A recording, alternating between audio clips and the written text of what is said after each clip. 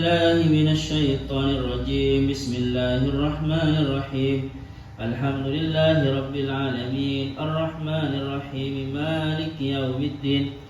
إياك نعبد وإياك نستعين. اهدنا الصراط المستقيم صراط الذين أنعمت عليهم غير المغضوب عليهم ولا الضالين آمين.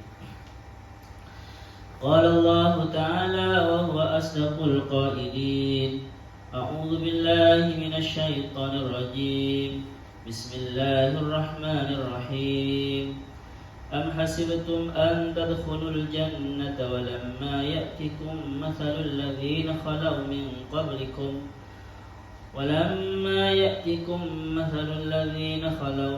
قبلكم مستهم البأساء والضراء وزلزلوا حتى يقول الرسول والذين آمنوا معه متى نصر الله ألا إن نصر الله قريب.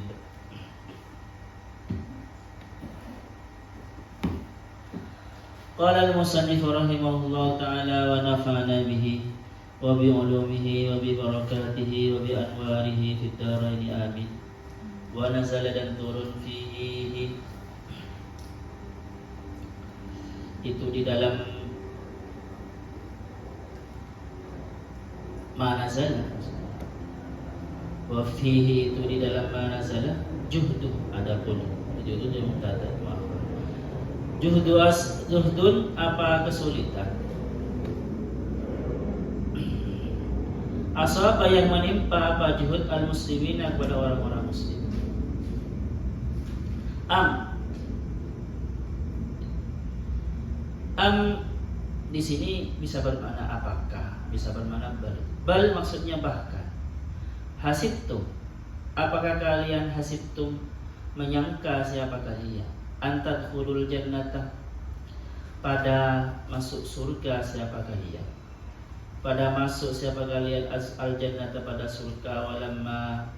Walamma dan belum, walam itu lam, walamma dan belum, ya'tikum datang kum kepada kalian masalul ladina, masalu apa perumpamaan, sibhuma apa seumpamanya sesuatu ata yang datang, apa ma'al ladina kepada orang-orang banyak, kalau yang sudah lewat siapa al-ladina ke depan dulu.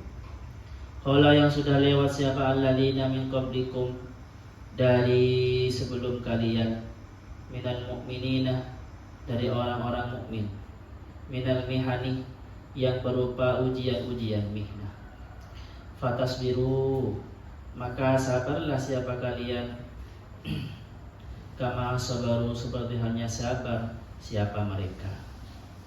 Masat menimpa.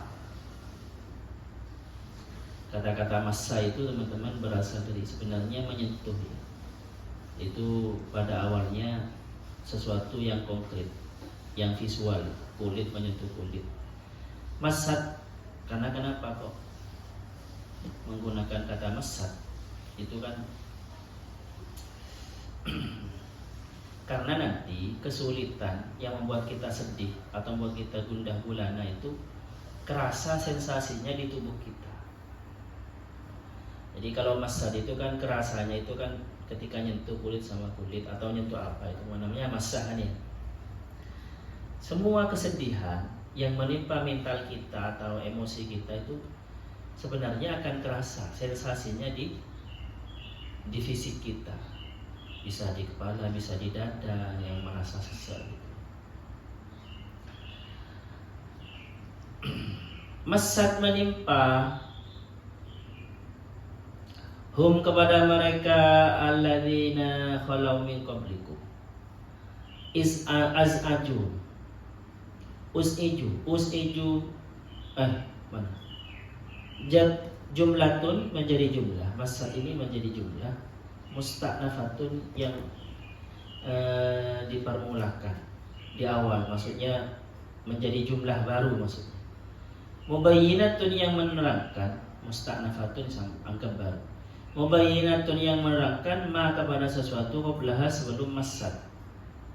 Ini kan sebelumnya ya'tikum mathalul ladzina khalau min qablikum. Ya'tikum menimpa kepada kalian, sebelum menimpa kepada kalian mathalul ladzina apa seumpamanya orang-orang khalau min qablikum. Seumpama itu kan masih abstrak kan ya. Masih masih apa yang menimpa, seumpama yang menimpa sebelum menimpa kepada kalian seumpama sesuatu yang menimpa kepada mereka. Itu kan masih abstrak. Nah, maka dijelaskan di sini teman-teman dengan jumlah yang baru, massatuhumul ba'sa, menimpa kepada mereka al-ba'sa'u apa kefakiran, syiddatul fakri apa sangatnya fakir. Sebenarnya ba'sa itu kalau menurut Syekh Faruddin Ar-Razi, Imam Faruddin Ar-Razi, ba'sa itu kalau makna umumnya adalah menyempitnya jalan kebaikan. Ba'sa menyempitnya. Sebenarnya makan itu kan baik ya. Untuk makan itu sempit. Ini mana teman-teman kamarmu ini? Kok enggak ada ini? Panggil semua.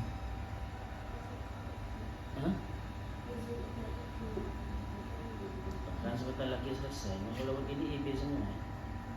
Putri IB semua ini. Kori ini IB semua.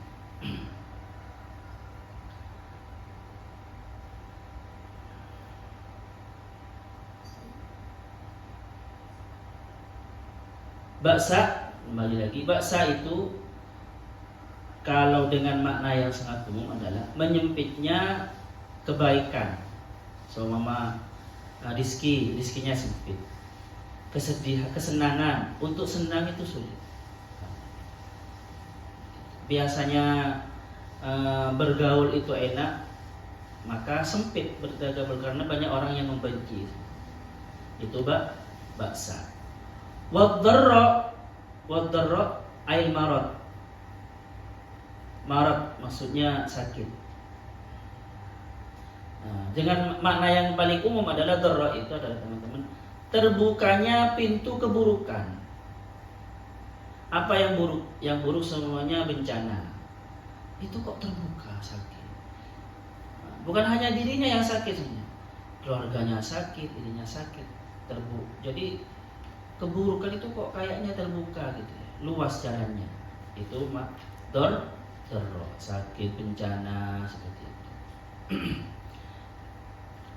Jadi yang ba'sa itu lebih kepada menyempitnya jalan kebaikan, sedangkan darra melebarnya jalan keburukan sehingga menimpa enggak terbendung.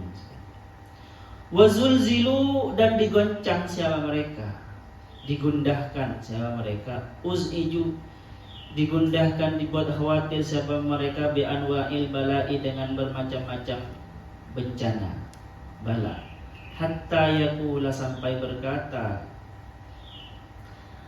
berkata bin nasabi bisa dengan nasab hatta yaqula, warrafi dan rofa ay qala. Kalau rofa teman-teman berarti jadi waw atau kalau nasab berarti jadi amilna nasib bermakna ilah, sehingga aiqalah sampai berkata siapa ar-rasul, siapa rasul, walladzina amanu dan orang-orang yang beriman ma'ahu beserta rasul, istibta alin nasri karena tertundanya pertolongan atau menganggap lamanya pertolongan. Jadi saking dahsyatnya bencana ba'sa wa darra itu teman-teman, sehingga mereka mengharap-harap kapan pertolongan. Saking bencana. Jadi ketakutan itu ketika kalian takut di tengah malam semuanya, pasti akan mengharap cepat-cepat pagi. Karena ketika mengharap itu pasti sangat kelihatannya karena emosinya sangat tidak stabil. Itu menganggap sangat lama. Makanya tidak heran menunggu itu cobaan yang paling berat. Seperti itu. Jadi menunggu biasa saja ya, menunggu sesuatu yang baik saja itu dalam keadaan kita santai itu menganggap lama. Apalagi ketika sedang menunggu itu kita sedang tertimpa bencana, sedang tertimpa ketakutan. Pasti psikis kita itu, psikis manusia akan mengharap mata nasrullah. Untung teman-teman, para sahabat dan Rasulullah itu bersandarnya kepada Allah kan ya. Mata nasrullah. Bersandar kepada Allah. Oleh Allah dibuat gembira. Mata nasrullah, mata kapan ya'ti datang? Litanahi syiddatu alaihim, supaya berhenti asyiddatu kesulitan alaihim yang menimpa mereka. Atau litanahi syiddatu karena sangat memuncaknya, sangat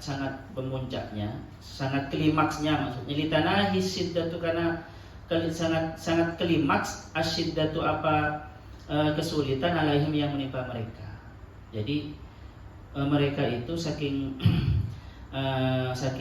klimaksnya bencana yang menimpa mereka itu teman-teman, mereka menganggap lama datangnya bencana, datangnya pertolongan Allah itu. Padahal sebenarnya kata Allah, mata nasrullah, kapan dia tidak datang nasrullah pertolongan Allah, alladzi yang wa'adana, yang wa'idnahu, yang dijanjikan siapa kami kepada nasrullah, fa'ujibu maka dijawab siapa mereka, min qibalillahi ta'ala, dari sisi Allah Subhanahu wa taala, ala inna nasrullahi qarib, ala ingatlah, inna nasrullahi, sesungguhnya pertolongan Allah, qaribun itu dekat. Ya walaupun dekat itu teman-teman ini bisa dua ya. Ini bisa dua. Ini satu, ini janji dari Allah bahwasanya pertolongan itu dekat. Jangan khawatir. Yang nomor dua, memang sebenarnya pertolongan itu dekat. Bahkan di ayat yang lain, inna ma'al usri yusra. Inna ma'al usri fa inna ma'al usri yusra, inna ma'al usri. Itu pakai ma'a. Beserta, saking dekatnya sebenarnya. Cuma bagi orang yang sedang tertimpa ujian, ya, pertolongan Allah itu seakan-akan kayaknya lama. Nah, ini banyak yang bisa kita ambil pelajaran dari sini ya teman-teman. Coba di sini ya. Allah itu seakan-akan membandingkan kita dengan umat terdahulu. Ini kalau psikisnya generasi setan sekarang ya, dibanding-bandingkan itu sakit kan ya.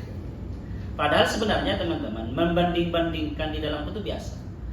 Karena tujuannya sebenarnya menceritakan sesuatu kebaikan yang dimiliki oleh orang lain supaya ditiru. Tetapi kadang pendidikan zaman sekarang ya nggak tahu ya kenapa kok sampai seperti itu.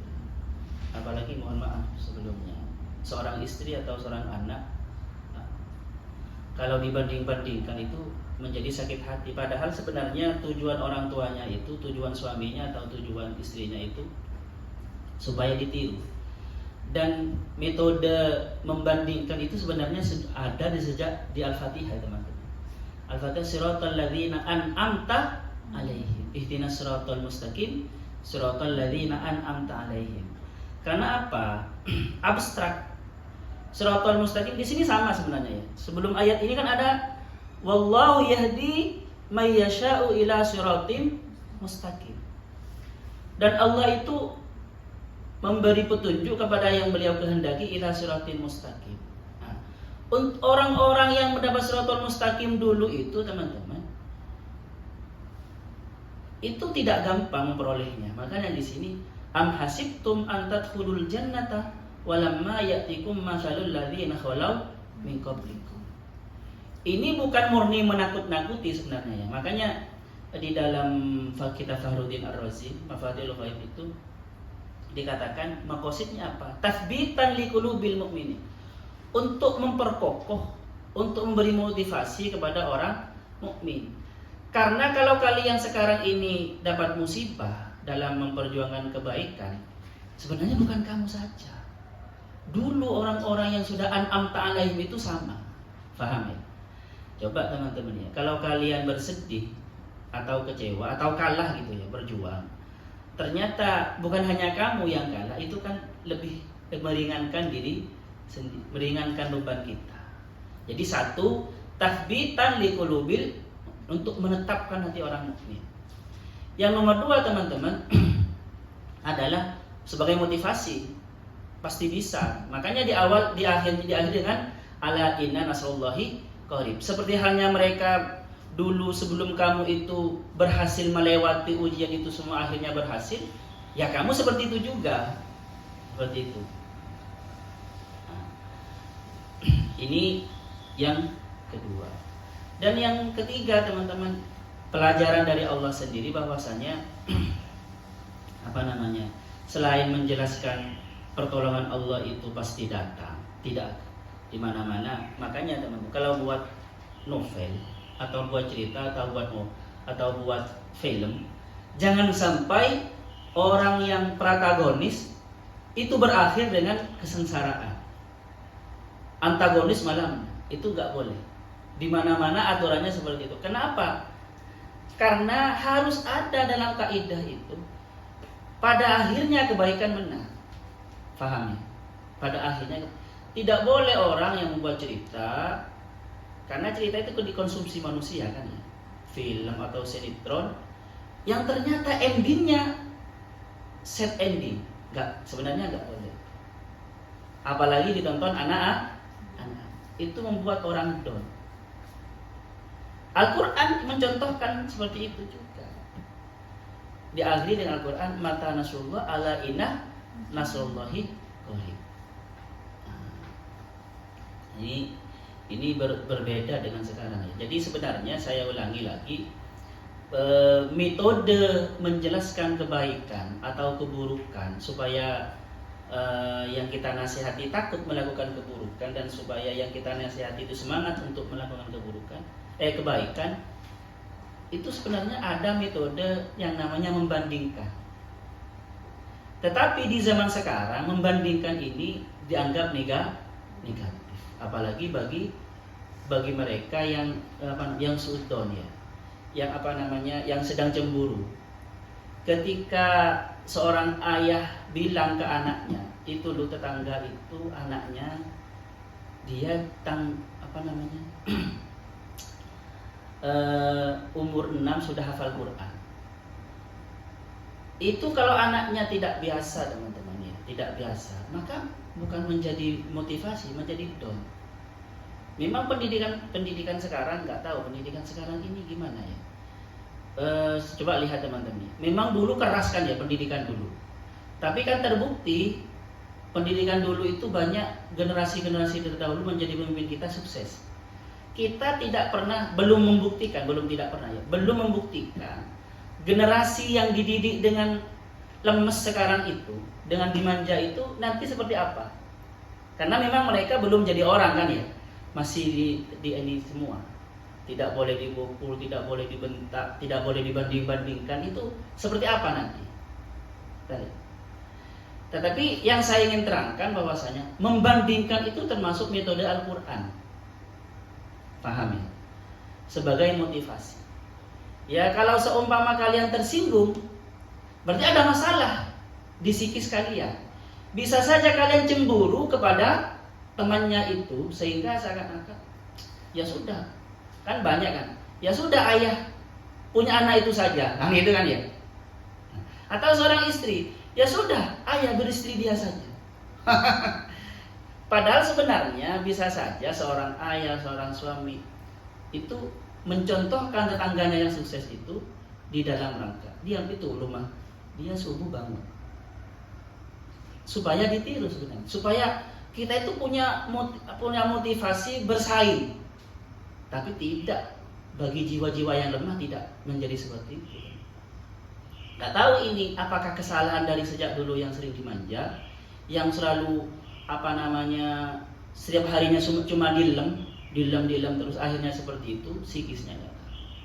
Tapi kayaknya seperti itu. Karena terus terang ini tidak bisa kita pungkiri ya, walaupun pendidikan sekarang ahli psikolog sekarang mengatakan jangan membandingkan, kan gitu kan ya. Jadi Al-Quran ternyata ya seperti itu.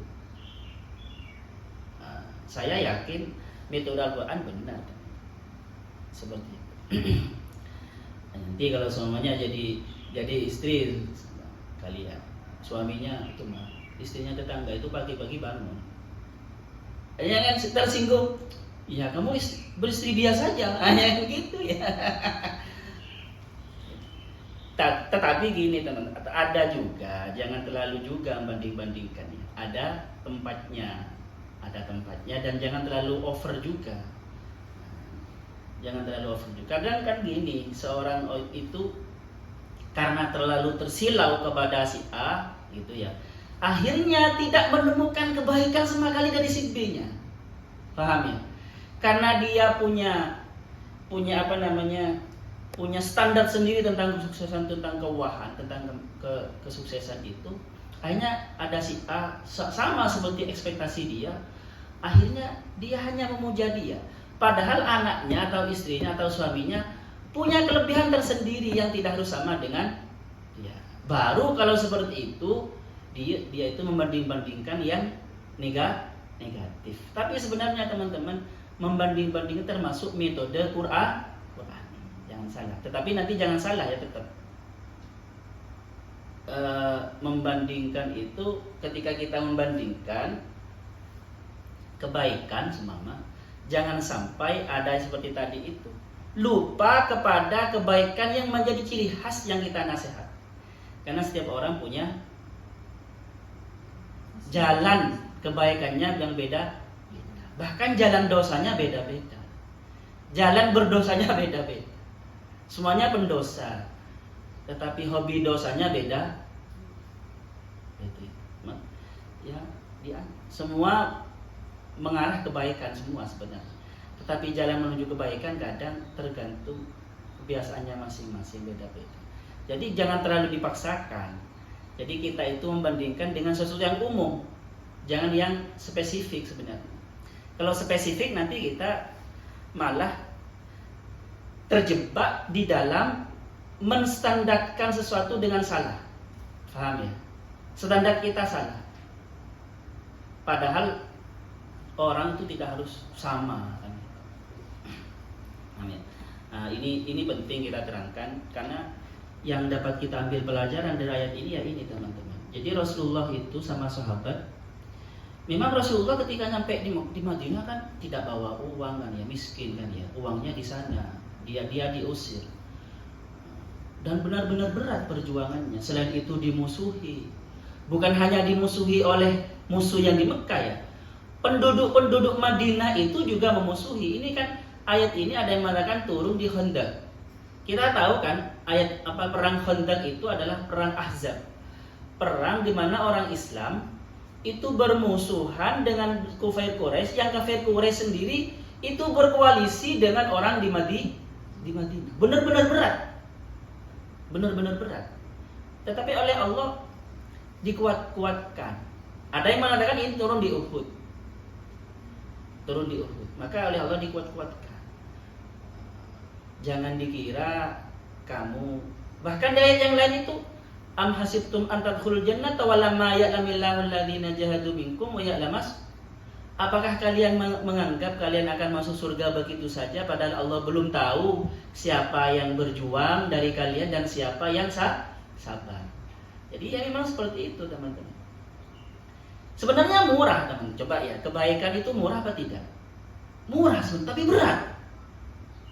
Coba ya, orang mau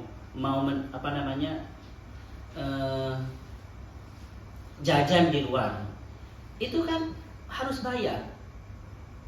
Tetapi kalau istrinya kan murah sebenarnya. Cobalah, sebenarnya murah sebenarnya. Kebaikan itu murah daripada dosa. Tetapi memang ke psikis kita yang tidak terbiasa itu kadang berat sekali gitu. Apalagi tetangganya tidak mendukung, sekitarnya tidak mendukung, maka terasa berat sekali. Jadi jangan khawatir yang sedang punya masalah. yang sedang punya masalah dengan apa saja, dengan siapa saja, masalah keluarga atau apapun, atau pendidikan, jangan khawatir. Ala inna nasrullahi qarib. Ada pertanyaan di sini?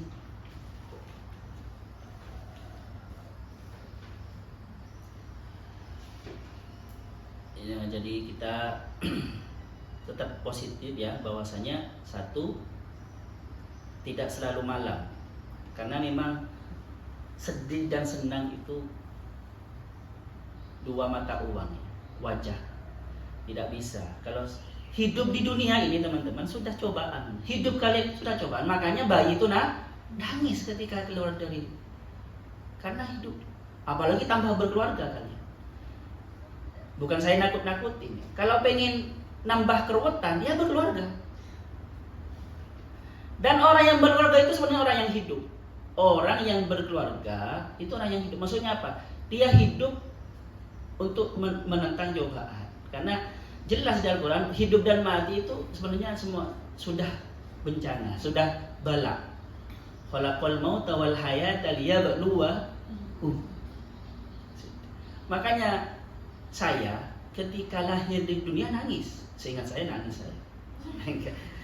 Dan ketika mau nikah saya nangisnya luar biasa. Ketika saya dipakai mobil dari rumah saya ke rumah istri, saya nangisnya luar biasa, nggak tahu, kayaknya saya sedih sekali gitu. Karena saya merasa hidup sudah coba, punya istri, punya anak sebenarnya sudah coba. Nah, bukan nakut-nakuti, enggak ya, maksudnya artinya biasa nanti kalau ada cobaan ketika kalian menikah, ketika kalian berkumpul dengan orang itu biasa. Kuncinya cuma satu, sabar. Cuma satu ya, sabar. Makanya di ayat yang lain itu walamma ya'lamillahu alladziina aamanu minkum wa ya'lamas sabirin. Wa ya'lam as-sabirin. Oke lah. Sampai di sini selamat kalian hidup di dunia untuk merasakan cobaan, dan selamat yang mau menikah, yang berani mau menerima cobaan. Iya, tapi ya biasa di dunia kan ya. Kalau tidak ada cobaan mati. Kalian pengen punya sakit, punya penyakit yang banyak, pengen tidak sakit bagaimana? Mati, selesai, habis semua itu. Kecuali dalam mimpi cobaannya teman-teman. Kalau dalam mimpi kalian dikejar harimau, untuk selamat bagaimana? Bangun. Kebalikannya. Jadi kalau di dunia nyata kalian dapat musibah, kalau pengen selesai langsung mati. Jelas sampai di sini. Asallahu wa yanfa'na ma'alimna ya'alimuna ma lam na'lam. Rabbana anfa'na bima 'allamtana, Rabbi 'allimna alladhi yanfa'una, Rabbi faqihna wa faqih ahlana wa qarabati lana fi dini. Rabbana anfa'na bima 'allamtana, Rabbi 'allimna alladhi yanfa'una, Rabbi faqihna wa faqih ahlana wa qarabati lana fi dini. Rabbana anfa'na bima 'allamtana, Rabbi 'allimna alladhi yanfa'una, Rabbi faqihna wa faqih ahlana wa qarabati lana fi dini. Subhanakallahumma wa bihamdika asyhadu an la ilaha illa anta astaghfiruka wa atubu ilaik. Assalamualaikum warahmatullahi wabarakatuh.